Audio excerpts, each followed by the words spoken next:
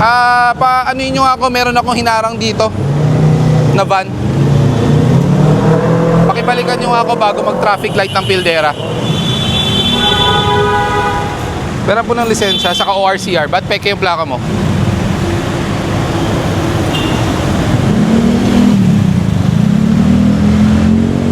ORCR na rin.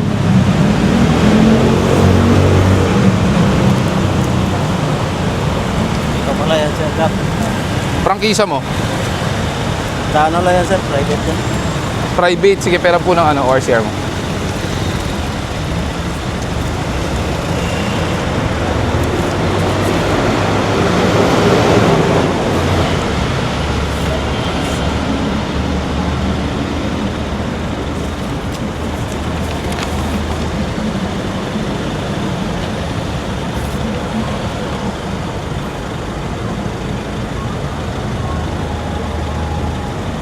...2022 hanggang 2026.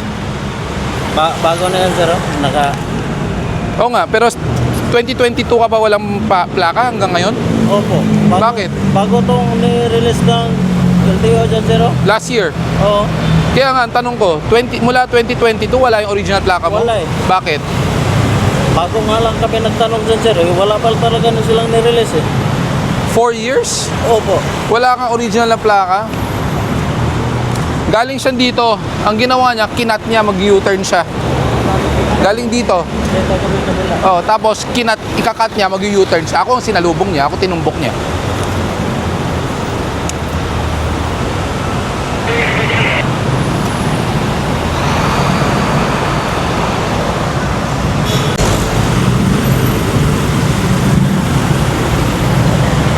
Colorum to. Kanino po to? Yung may-ari po mismo. Ano ka nang may-ari? Trabahante lang po. Trabahante ka. So private naka-register sa'yo. Oo nga, private. Eh bakit pinang-ano nyo, cargo nyo? Eh dito cargo, sir. Ito yung pangalan ng ano. Kaya nga, delivery, di ba? Sa kanila yun. Sariling negosyo yan. Paano ka nakakuha ng lisensya na hindi mo alam bawal tawirin yan? Galing kasi ako dito, sir. Oh, pag galing ka sa loob, ano yung sabihin? Ito ang U-turn slot, di ba? Ano yung sabihin yan? Alanganin yung U-turn slot, tama ba? So dapat, ang gagawin mo, paglabas mo, kanan ka, doon ka mag-U-turn. Reckless po yan, kuya. Bawal kasi doon na mag-U-turn. Doon po ang U-turn. Doon pa po. Oo. Kaya nga, ayaw nyo kasi tinatamad kayo kasi malayo. Kasi hindi ko rin naman kami kabisado dyan, sir. Kahit na. Hindi ko rin kasi May alam lisensya ka, di ba? Hindi ko rin kasi alam kung may U-turn dyan, sir. Kahit na. Dito ka nagdi-deliver, taga-Pasay ka, paano hindi mo alam? Hindi, bago pa lang ako dito sa trabaho. Gano'n ka talaga nagmamaneho? Matagal na, sir. Matagal na. So hindi mo alam na pag ang U-turn slot, galing ka sa rightmost, tapos bigla ka mag-U-turn, reckless yun? Alam mo yun o hindi?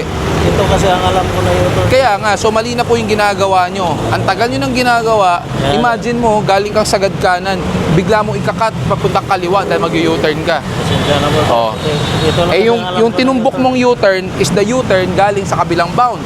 Di ba? Yung kasi kabisado dyan, sir. Yung may U-turn. Wala. Kabisado mo yan. Ayaw nyo lang dahil malayo. Hindi, bago kasi ako dito, sir. Kahit na bago, ba't saan ka ba nagmamaneho dati? Ay, probinsya dyan.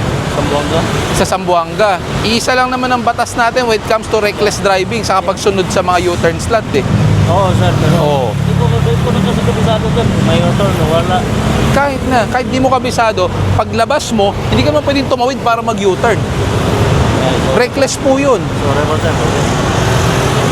Paano ka kaya nagkaroon ng lisensya na hindi mo alam yun? Alam ko yan, sir. O, alam mo, yun, alam mo, kaso malayo. Oo. Hindi ko rin kabisado eh. Takot rin ako maligaw dito eh. Ay, di ka takot na may madisgrasya ka.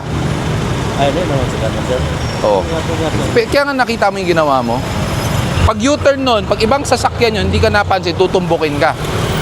Pag yung galing sa likod mo, na supposedly mag-U-turn, bigla mong kinat, tutumbukin ka rin. Diba? Disgrasya yun. Tapos pinadediretso ka, ayaw mo pa, nagmamatigas ka pa. Hindi ko kabisado, sir eh. Kahit na hindi mo kabisado. Baka maligaw pa ako dyan eh. Bago kasi ako dito sa Kahit na ba, Tabi lang isa natin. lang ang batas tungkol dyan. Sige, kuya. Halika. Halika na. Sige na, halika muna. Tubang ka muna. Sige. U-turn slot, galing kabilang bound. Tapos doon naman, U-turn slot, galing naman doon. Ang ginawa mo, tawid, cut. Dito kasi ako nanggaling sir. Kaya nga, doon ka nang galing. Ibig sabihin niya, paglabas mo, hindi ka pwedeng tumawid ka agad. You have to have at least 150 to 200 meters bago ka kumaliwa. Ibig sabihin po niyan, kinat mo po yan. So once na kinat mo, ibig sabihin po niyan, reckless po kayo. Dahil pwede kayo maka-aksidente at makadisgrasya.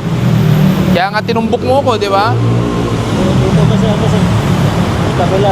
Kaya nga pinapaliwanag ko sa kuya, mali po yung ginagawa nyo.